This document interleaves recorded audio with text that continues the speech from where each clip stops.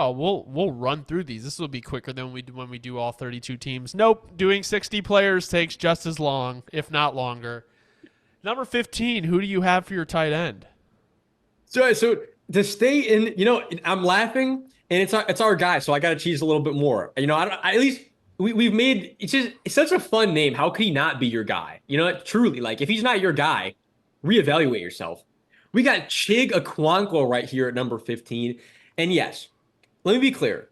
With the tight ends towards the bottom of the list, it's more projection than it is production from last year because there's only so many tight ends truly in the league at a time that kind of like produce and have an upside because tight ends usually take a long time to get to that upside, which is why Chig is in that perfect range where he's already shown you, look, he's got some movement skills to him. He definitely's got the hands. He's got to develop more as a blocker, but he has the skill set. Now we just need to see him come into his own. And that's exactly what I think this year will be for Chig. I think there's a big chance that Chig could make a jump anywhere from right now. I'm like, what, 15? He could jump over to like anywhere from like 9 to 11 by the end of the year, Like Chig's a guy who I expect to move up this list versus move down. Now I just need to see it. But he's shown that he definitely has the stuff. Now we just need to see it on a more consistent basis. Yeah, so I didn't have Chig on my list, but who I have that you don't have at 15 is Brock Bowers. I think I just didn't do rookies, but if I could have, I just didn't. I would have Brock above Chig. That's my thing is I didn't do rookies for like any other position, right? And the reason I did put Brock Bowers here is because if I look at the rest of the tight ends and I look at the Raiders offense, you have Devontae Adams, you have Jacoby Myers, you have Michael Mayer, and you have Brock Bowers. And Brock Bowers, we know, has been kind of marketed as this, yes, he's a tight end, but he's really more of a weapon. So if we're going to put him in that tight end category, I don't see why he can't be top 15 his rookie year after seeing what Pitts did his rookie year. Because you could argue that Bowers is a little bit more hyped than Pitts was at the time. No, yeah. I'll say from my personal perspective, though, just a little bit of anecdote. He's not the same. He's actually, to me, not the same prospect that Pitts was. But we'll get into that when I get to Pitts on my list. Because spoiler alert a little bit, but Pitts is on here somewhere. I won't say where. But I'm with you 100%. Brock Bowers is going to be really productive no matter what. I think he will be very productive in the league. And if I could have, I didn't know if I should put rookies or not. If I did, if I did, I would have put him somewhere here towards anywhere from like 13 to 15. But I agree. Rookie, yeah. Look, by the end of the year, he could already find himself in that top 10 range for sure. Like, for sure. It's really just a matter of how he gets utilized this first year, how much that they balance him and Mayer out there, how often they're out there at the same time, how much of a jump that Mayer makes. There's a lot of contingencies on how that Bowers is going to produce this year. But I think no matter what, you expect him to at least produce at a clip of, let's say, 45 receptions, 500 yards. That would be like the floor for this year. Yeah, I'm thinking they're probably going to use Mayer more as like an inline blocker and then having Bowers be more of kind of that receiving threat at tight end. No, yeah, and I wouldn't be surprised to see Bowers in the slot a very fair chunk this year, especially that just gives you a huge advantage in the run game. There's a lot of ways you can use him. I think we, as NFL fans, we all should be excited to see what Bowers can do. Number 14, Dobbs, who do you got? We got Dallas Goedert here at number 14. And, I'm going to say this, just for anybody listening. If you're an Eagles fan, look, don't get on me. 11 through 14 was so hard to rank because they're all very, very similar in terms of just production and kind of just what they do.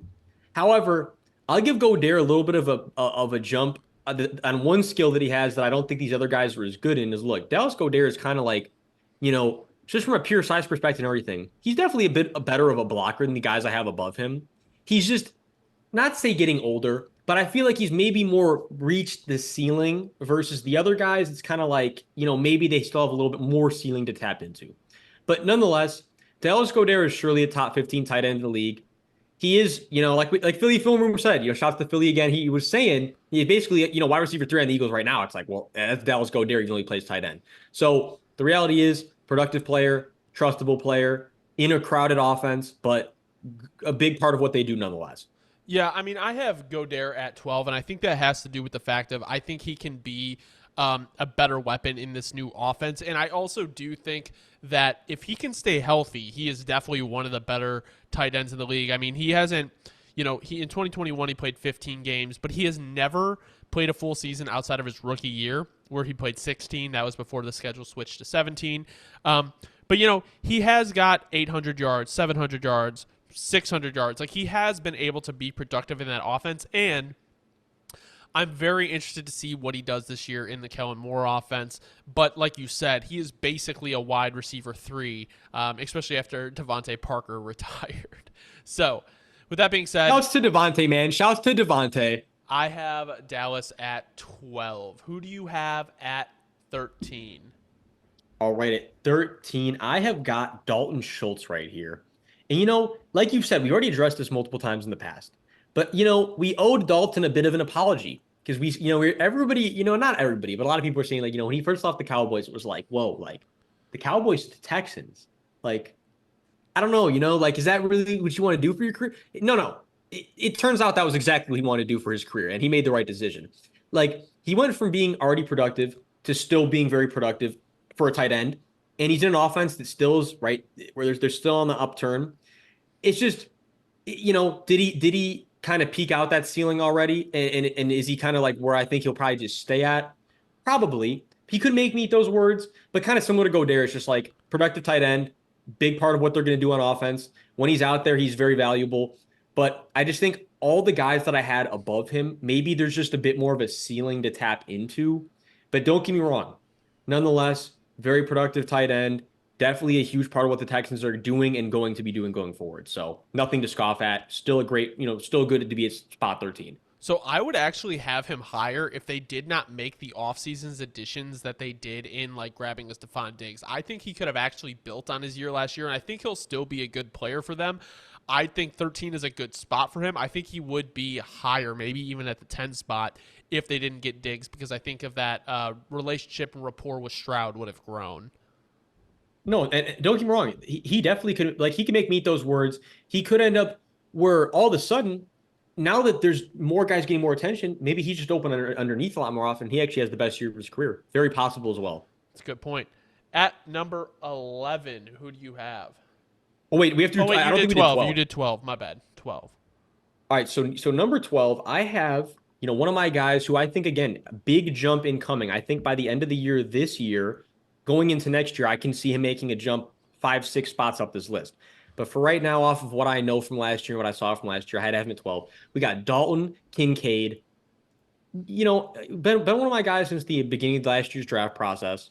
I've been saying this is a guy who the catch radius, the route running for being a tight end, it's a really nice, I don't want to say special, but potentially special combo, where if he can just tie it all together and be the guy that I think he can be in this league, like I'm saying, he could be a top 6, top 5, top 7 tight end by the end of this year for sure. It's just a matter of really building on that connection with Josh Allen, becoming better blocker. Because he's already a relatively solid blocker. I do want to see that improve, but it's just a guy where there's a very high ceiling and he's already tapped in very well to the floor. So it's like, it should be only up from here. The guys that I have above him, still a little bit more productive in the immediate, and still young guys that can grow as well. But again, of all the guys that I have a lot of faith in that are really going to make a jump going forward, make no mistake, Dalton Kincaid is definitely one of those guys as far as this list goes. Well, there's another way to look at it too, Dobbs, is I agree, because I have him at 11. I think a big thing is you have Keon Coleman, Curtis Samuel, Khalil Shakir. He could realistically be your wide receiver 1 or 2, like, depending on how you want to look at it. So he is poised for a big year, and I'm excited to see what Dalton Schultz does in this, or not Dalton Schultz, Dalton Kincaid. There's so many D first name tight ends. Yeah, and right next to each other on the list. Dallas Goedert's there too. So, but I just think in terms of opportunity and what they have in terms of offensive weapons, it gives a lot of opportunity to Dalton Kincaid. Absolutely. Number 11, Dobbs, where are you going? I'm going Jake Ferguson here at number 11. And I think you just look at it like this, right? A guy who's still super young, very much coming into his own, after coming off of a very productive year in an offense that was very productive. You tie all those things together, it's like, well, and like we were saying, the Cowboys lost some offensive talent, whereas now it's like, well, who's going to step up? It's either going to be CD's getting 2,000 yards or Jake Ferguson's going to get, an extra 100 or 200 yards. on top of a few other guys. And I'm going to lean more towards that, right? I think we could see Jake Ferguson go for, I wouldn't be surprised to see him get to 900 to maybe even, dare I say, potentially 1,000 this year, just because of the way that this offense is set up. And again, young, still very much ascending. And the question was, again, to tie him back to Dalton Schultz, it was like, well, when Dalton Schultz left, it was like, well, the Cowboys can have anyone that can really step up. Jake Ferguson said, chill out, man. I got it. I'm going to be that guy for you guys. It's exactly what he's done. If you're a Cowboys fan, you're definitely ecstatic about seeing him grow. And there's no reason to think that he won't. No, 100%. And I think kind of to go along with what I was saying for Dalton Kincaid is, and I think you touched on it too, outside of CeeDee Lamb, what is your offensive weapons? Like, this is a guy who can take another big step. I think we saw what he could do, and I think this also opens up an opportunity for Luke Schoonmaker. With that being said, Jake Ferguson, I mean, he plays angry. If you watch him run with the ball in his hand, he is an aggressive player, and I think that fits Dallas really well. I think this is going to be a pretty much a wide receiver 2 option down in Dallas. I mean, depending on how you feel about Brandon Cooks, I don't think he's been what they wanted him to be when they brought him in. I think, if Brandon Cooks is your 3 and Jake Ferguson is basically your 2, I think that opens up a lot of opportunities for him. So, with that being exactly. Yeah, I mean, especially with the run game being as weak as it is. At number 10, Dobbs, who do you have? I got your guy right here, bro. Shouts out to Cole Kmet. I think Cole Kmet's one of those guys who made a humongous jump last year, really set himself into the, he said, I'm top 10, right? Like, I'm a big red zone threat. I'm a very, very solid route runner for the position. I'm definitely getting into the range where I'm above average blocker, if not one of the better blockers in the entire league at the position. You tie all that together, you got yourself a guy who barely cracked the top 10 and who still has a lot of potential to grow on. That's exactly where I have Cole Kmet slotted right now for those reasons. I got Cole Kmet at 14. I really do like Cole Kmet, and I did like the jump he had last year. My issue this year coming into the year is there's so many mouths to feed in the Chicago offense where it's like I would be super ecstatic if he was able to get 90 catches or 90 targets and 719 yards. Like, that would be a dream come true if your tight end's able to be that productive in such a loaded wide receiver room. I do think he has taken steps as a blocker and just overall everything in his career, and I would love to see him take another jump because if you're able to pair that safety blanket with, Caleb Williams so early in his career, I think it would, we would reap a ton of benefits. But I just think with the fact of the offense being so loaded in terms of skill position, I find it hard to believe that he's going to replicate what he did last year. No, I understand that completely, though. I definitely do understand what you're saying about that. At number 9, who do you got, Dobbs? We have David Njoku right here at number 9. And, for David Njoku, it's like, look, a guy who definitely made steps as a blocker this year. But on top of that, he's kind of a unique guy on this list where, like, I don't want to say, let me just make sure that he's not, I don't want to say like catch radius king as far as the rest of the tight ends go, but he has kind of an X factor where, like, out of nowhere, sometimes David Njoku will just make a catch where you're like, what? Like what? Like, David Njoku has that in him, but he's done it more than once. So he has it in him where it's like he gives you that extra layer of comfort where it's like shit's hitting the fan, it's third down, I got to find Njoku in some way, somehow he's going to come down with it. He's kind of turned into that guy for the Browns. And I have to give credit where it's due. He's kind of come into his own. And I feel like when you combine what he's done now as a blocker with what he brings to the table as a mismatch, I felt like he rightfully cracked his way into the top 10. Yeah, I have him at number 8. I think what he showed last year in terms of like holy shit type of plays where he would catch the ball and just it would just be like you were saying with the catch radius, like how did he grab that? It's kind of crazy to think that he was a first round pick in 2017. Like, just odd that he hasn't obviously been like that guy you wanted him to be, but I think more than anything we saw it with Flacco, how dominant he can be as a weapon. And we weren't too hot on the Jerry Jeudy extension, but if Njoku can be your 2, kind of like we were talking about some of these situations, and Jeudy can be your 3, that's not the worst receiving core in the league. And I think Deshaun Watson has a lot to prove this year. And they're going to have to rely on Njoku pretty heavy, especially if you don't know if Nick Chubb is going to be back 100%. No, absolutely. Even though I do have faith that Jerome Ford is going to make another jump and be still like relatively productive for them.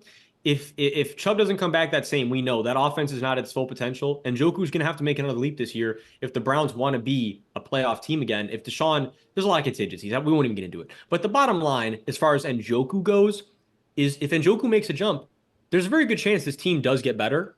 And if he doesn't, there's a very good chance that this offense stagnates a lot in certain matchups, and it's going to be kind of a tough year for the Browns. Njoku and Watson, if that connection can grow, many benefits to reap from it. Who do you have at number 9 or 8? Well, 8. I was gonna say because I had Njoku at 9. I was like, hold on, you want me to tell you guys want Njoku spiel? Tell me again. Yeah. So for number 8, we got Kyle Pitts, my guy. And I'm a little hypocritically here again. I'll admit when I am, but he's the one anomaly where it's like I'm gonna take instead of just sprinkling on the projections, I'm kind of like I'm taking the whole, I'm taking the whole thing and I'm just spraying on the projections versus the production. But again, we saw from the rookie year, it's a guy who literally had a historic rookie year that I think just recently got shattered by Sam Laporta. But he did have a historic rookie year at the time. We knew the talent coming out of what a mismatch this guy is. I mean, it's a 6'6" wide receiver that's playing tight end. It's only a matter of time before the right offensive mind comes in and turns this guy into a consistent 900-yard, 1,000-yard plus type of guy a season. I think that this finally is going to be the situation now that the Falcons have revamped. I truly believe that this is Kyle Pitts' time. I think by the end of the year, he could move all the way up into that top 5 truly very quickly. He also could, if it's another down year, he also could fall off this list quickly. I'm just applying the projection of what I know he can be. And let me just say it like this. If he never gets back to the ceiling that I project him, despite the fact that he's a Falcon, as a Saints fan, I will be disappointed nonetheless because he truly has such an elite skill set, or he had, hopefully still has, coming out of college. You don't want to see that go to waste. I think there's still so much potential to be tapped into that if the Falcons can't figure it out and he can't figure it out on the Falcons, we're going to be left scratching our head because it's like, how did this happen? Yeah, no, I agree. I mean, that's kind of the worry I have is if he does not have the year that everyone expects him to have, it's going to be really tough for Kyle Pitts to kind of get back to what he was. And realistically, if you look at this passing game, he should be their number 2 option. Like, Kyle Pitts is really that wide receiver 2 out of all the people we have named. He definitely has the ability. He has the athleticism. You have the new OC to do it. If Kyle Pitts is not revived this year, I just don't know kind of where you go with him because this is going to be his contract year. This is his 4th year of his rookie deal. So it's going to be very interesting, and I think it's going to be one of the most important storylines going into the season. No, absolutely. And let's just say it like this, though. Even if he somehow has a year where we don't expect and he gets, some team picks him up for much cheaper per se than you would have expected and he gets into the right offense, I can see him just, like new offense and it's like, oh man, like this guy, he's going to need a contract. He's going to need a renegotiation soon. Kyle Pitts on the Rams. That's what I'm saying. Like if he falls to the right team, even again, the Falcons could be that right team. Yeah. If they're not this year though, fuck it. I'm still not out. With what I saw in college, with what I saw that rookie year, I'm not going to be out until the wheels literally corrode off. Yeah. Number 7, who do you got? We got Evan Ingram, potentially a guy who made the biggest jump of anybody on any of the position groups that we've done so far. I don't think anybody would have had Evan Ingram top 15 anytime last few years. And he comes to the Jaguars and it's like, yo, it's kind of like, it's actually, he's like we were just talking about with Kyle Pitts. Like the guy who it just didn't work out with the first team and he finally came to a team that utilized what he does. And you're like, wait a minute, this guy's a fucking mismatch. Like this guy, just get him the ball. Like that's where we're at now with Evan Ingram. And it's just, that's what he is. He's a mismatch. One of the mismatches of all mismatches in the NFL as far as the position he plays, the size he has, and the twitch that he has for his size. I mean, he's a tough fucking cover, dude. And the reality is this. he's still young enough that I think that we can expect a few more years potentially of on the up before on the down. The Jags offense, we expect big things from this year, despite the fact that we don't know how to feel about them. It's like him and, like we said, Doug and Trev have to figure it out. There's a lot of pressure on their shoulders. They're going to figure it out, right? And if they do, Evan Ingram's going to have to be a big part of that. It's the only way I see it. Coming off of the best year of his career by far, how can I not have him inside the top 7? Yeah, I'm a huge Evan Ingram guy. I have him at number 5. I just think that he is going to be so good for the Jags again this year. And we've seen with the way that tight ends are is like they kind of age. Once they age nicely, like they typically will get better as they get older. And Evan Ingram has really been that kind of number one option for Trevor Lawrence these last 2 years. I mean, he had 98 targets his first year with him and then 143 the next year, and 114 catches last year, almost 1,000 yards. So I think Evan Ingram is one of the most underrated tight ends in the league, and I think he is a top 5 guy. I almost put him higher on my list, actually, but I just felt like I couldn't with the guys I have above him. No, I totally understand that. Who do you have at number 6? Ooh, I feel controversial leaving him out of the top 5, but let me be crystal clear. He's only being left out of the top 5 because he's coming off of a absolutely devastating injury. I think everybody knows who I'm talking about by now.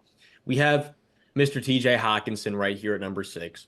Again, would have been top 5 without even thinking about it if he wasn't coming off of an absolutely devastating injury. He would have easily been in top 5, top 3. It's just, it's hard to project how a guy's going to come back from something so devastating. But when he was healthy out there last year, absolute mismatch, absolute baller, fantastic blocker, basically the whole package for a tight end, right? I mean, basically all you could ask for. And he was playing to where he was drafted. He really was living up to the finally, to the hype of where he was drafted at. Minnesota was the fresh start he needed. But the reality is, it's just hard to project how a guy's going to come off of an injury like that. And that's really all I can say at this point. I mean, he's the guy, but can he get back to being the guy? That's really the question we have to have answered. Yeah, I understand what you're saying. I agree with you. He's probably going to miss like half the year. I have Hawkinson at number 4. Honestly, if he didn't have the injury, I'd have him at number 2. I think Hawkinson is just that good. And the biggest thing for me is if you look at the offense that he is in, whether it is Sam Darnold throwing the ball or J.J. McCarthy throwing the ball, I just feel like he's going to be the quarterback's best friend. And if he can stay healthy or come back like he was, obviously it's going to take some time. I mean, they're not asking him to be like this athlete to go beat men downfield. Like, just sit in the spot and catch the ball. Like, be the security blanket. So I think that's why I have TJ Hawkinson so high. And if he comes right off the injury, he's going to be one of the best tight ends in the league. Like I said, I'd have him at 2 if he wasn't coming off the injury. No, and that makes plenty of sense. So who do you have at number 5? I got one of my guys cracking the top 5 here. And actually, I think when I said there was guys, Evan Ingram made the biggest jump, I think I lied. Because I think this is the guy who actually made the biggest jump of anybody on any of the list. We got Trey McBride here at number 5. And my logic on this is just simple. We were saying earlier when we had back to the Cardinals deep dive thing. Trey McBride didn't even start coming into his own or like getting major targets till the second half of the year. And in that second half of the year, he put up fantastic numbers. If he does that for a whole year, we're looking at a tight end that could genuinely go for 1,100 plus. And that's what I'm saying. Like, and he's a good block. He's a damn good blocker. Like, it's kind of like having him at 5 right now almost feels like I'm selling him short because he's not coming off of injury. We know he's going healthy and he's super young. Like, truthfully, he very much could find himself in the top 3 by the end of the year. I just, there's still a few guys that I had to put above him right now, but with these guys that I have above him are getting older and he's still young and ascending, it's only a matter of time before he passes the guys that I have above him right now. No, 100%. And I think the biggest thing that I've noticed as we've been talking about this list is a lot of the guys that make this list are not actually they're actually like the second option on their team. And I think that's what Trey McBride is for the Cardinals. After Marvin Harrison Jr., the rapport that Trey McBride and Kyler Murray built in that such a small time, it was just so obvious that McBride is a dog. Like, he is that type of guy who can be a dominant tight end for you for quite a while. So I honestly think the sky is the limit for him. And Do I think he's going to do Sam Laporta numbers? Probably not, but I do see him as that type of player where he can just be very, very dominant, very, very young. No, absolutely. That's exactly how I see it too. So, and it's only a matter of time, really, before he cracks that top three. Number 4, Dobbs, who do you have? Number 4, we have Mark Andrews. Again, with Mark, it's more just like if Mark ever could just, it's just like Mark. The big thing about him at this point is just like we say, availability is the best ability. That's where the concern is starting to be with Mark Andrews, right? Is it's like getting older. On top of that, how much do I trust that you're going to be able to stay healthy for the full year? Look, when he's out there, he's a fantastic blocker. He's great. He's a security blanket of security blankets. The hands, for his size, right? Very solid route runner. I mean, he's the full package. It's just the age and the availability is the best ability is kind of just what is driving him down a little bit. But he still is a damn good tight end. He's still top 5, and he still is a humongous part of what the Ravens do and are going to do as long as he can just come back healthy. The reason I think I have him at 3 is because of one of his skill and everything you said. But on top of that, if you take Mark Andrews out of that Ravens offense, I think you get a completely different look, and I think their offensive situation becomes so much more dire. Because at the end of the day, then you're relying on Zay Flowers and Derrick Henry to get the job done in terms of your offensive skill weapons outside of Lamar Jackson. So I think he is very, very crucial to what the Ravens do, and at the top of his game is definitely one of the best tight ends in the league. Especially with the way that he is just such one. I know it gets overused a lot, but the safety blanket for Lamar, but also for the fact of he's a physical guy and very athletic. Like he can run with some of the best of them and beat them out. So with that being said, Mark Andrews at number 3 for me. Dobbs, who do you have at number 3? Number 3, I got Sam Laporta. And it's crazy. Coming off your rookie year, cracking the top 3 is a major accomplishment. Sam Laporta did it. This is a guy who truly looks like he has a Hall of Fame type of ceiling if he can just, right, this guy stays healthy. It's like, I mean, how is this guy not just going to ascend and become a special player in the league? He already is a special player. You know what I'm saying, though? It's like, from a longevity standpoint, Sam Laporta, you're looking at and you're like, this is one of the guys. Like, this is going to be one of the guys who's one of the faces of the league in the next few years, if not already. I mean, really, what is there to say? Historic rookie year. The route running is already very polished for how young he is and for his size. Really good blocker for how young, especially for how young he is. He's only going to get stronger. He's only going to get better at that. He just security blanket, QB's best friend, like you said, for a lot of these other tight ends. But for how young he is and how much that he already is all of those things, he can just hone out his game, sharpen up year in and year out. It's only a matter of time before Sam Laporta is going for 1,100 plus year in and year out, and he becomes a like Travis Kelce type of tight end, which is a scary notion for the rest of the league. But that's kind of where we're at with Sam Laporta already this early into his career. Because he's not in a Kyle Pitts situation where we're worried about the play calling. We're worried about a big drop off. We're not. I mean, if anything, Sam Laporta and Jared Goff are just going to build more of a rapport, and things are going to be just fine and get just even better than they already were. How can I leave him outside of my top 3 is kind of my logic on Sam. Well, I have him at number 2, and to go off what you said, like something that's crazy. I mean, 120 targets and 10 touchdowns your rookie year as a tight end is insane. And I know we talked a little bit about it with Jared Goff and Amon-Ra, but after Amon-Ra, it's like Jameson Williams. Like, you're really counting on him to take a big step. But if you put it into the role of Sam Laporta as your number 2 and then Jameson Williams is your number 3, doesn't look that dire. And it's really crazy because Goff, for me, cracked the top 10. Gibbs, for me, went to 3.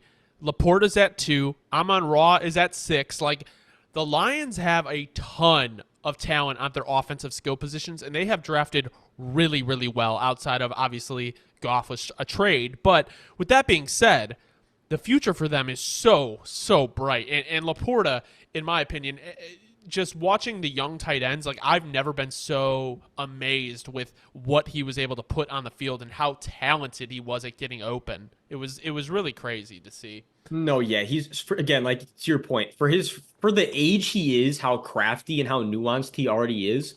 It's only a matter of time. He's going to get so much better at that stuff. He's 3-4 years ahead of where he should be right now. So you apply that same projection to where he's going to be in 3 or 4 years, I think he truly has a Travis Kelce, Rob Gronkowski type of ceiling if he can hit it. Again, I'm not saying he is going to hit it. He has that ceiling though, and he made that very clear from year one. Number 2, Dobbs, who do you have? Number 2, we have George Kittle. And also, I just want to go back a little bit. What I just said, Sam Laporta, he'll never be. Gronk is in the league. Gronk will forever be in the league of his own. As a matter of fact, I have to say, Gronk will forever be in the league of his own. However, as far as like a Kelsey type of role, yes, Sam Laporta actually can very much hit that at his ceiling, and he will be a special player. But so on to number 2, on to George Kittle, give him the spotlight. I think George Kittle's coming off of the second best year of his career. He's coming off the best year of his career as a blocker, I would say. And that's so as for the way the Niners play, we know how important the blocking is. But on top of the fact that he's the best blocking tight end in the league, he's a fantastic receiving threat. He just gets more and more nuanced every year. He gets smarter every year. He is the safety blanket of the 49ers, as every Niners fan would say. The reality is he does so much for them. He's such a crucial part of the Shanahan offense that I feel like, if he wasn't 1, because he can't really be number 1, he has to be 2. I feel like I had to move him down number 2. But I understand where you're coming from having Sam over him because there's so much more room to grow with Sam. So I get that too. Yeah, so I think my thing with Kittle is it just always seems like he's banged up, and he has become kind of Brock Purdy's best friend. But I think with the ascension of Ayuk and with the way the 49ers window is looking, like you want to try to win a Super Bowl in these next 2 years. I mean, obviously they can be competitive past that, but I think that's really the prime spot is if I'm the 49ers, I don't want to use Kittle that much early in the season. Like, I want to rest him. The dude is 30 now. So I think he can be an effective player for what he is and how old he is. But I think if you want to get the most out of him, you want to kind of limit his play on the field. And with that being said, like, I think he's still a productive player.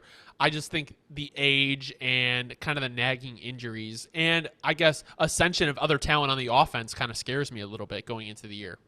No, and again, that makes plenty of sense. I can't even argue with that. It does make plenty of sense.